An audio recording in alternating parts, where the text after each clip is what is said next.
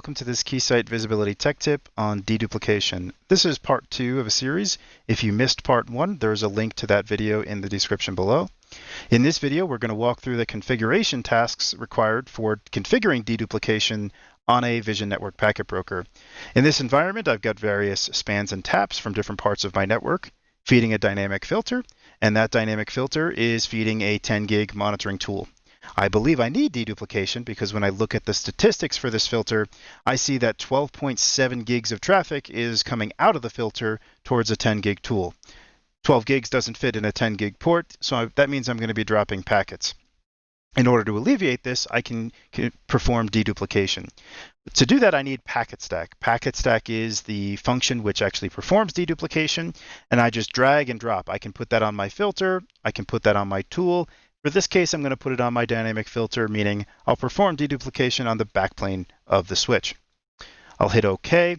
I know that I saw 12 gigs of traffic, so I'm going to say allocate 20 gigs of resources to process deduplication. That means I can do 20 gigs of line rate deduplication without dropping a single packet. So to configure deduplication, I'll go into this filter, go over to packet processing, and click on deduplication. A couple of things that I can tune here. I can set the time check for time-based deduplication.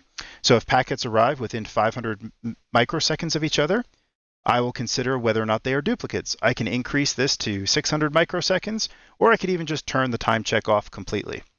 Additionally, I have the ability to ignore headers when determining whether or not packets are duplicates.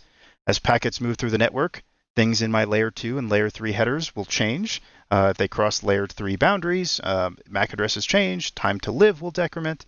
So if I want to just look at payload, I can ignore all of those headers and say, let's not look at the MAC, VLAN, MPLS, or layer 3. And then if I'm happy with these settings, I hit OK. It will reset my statistics for that filter and now process duplicate packets. So all of these data feeds will be consolidated on the backplane of this switch. We will check for duplicate packets and remove them if we find them before feeding them to our 10 gig tool. This means that we can reduce the amount of bandwidth that has to go to this tool, so that way I don't need to buy an additional tool or spend more on additional ports. Hopefully this video was helpful and makes it easier for you to configure deduplication in your environment. Thank you.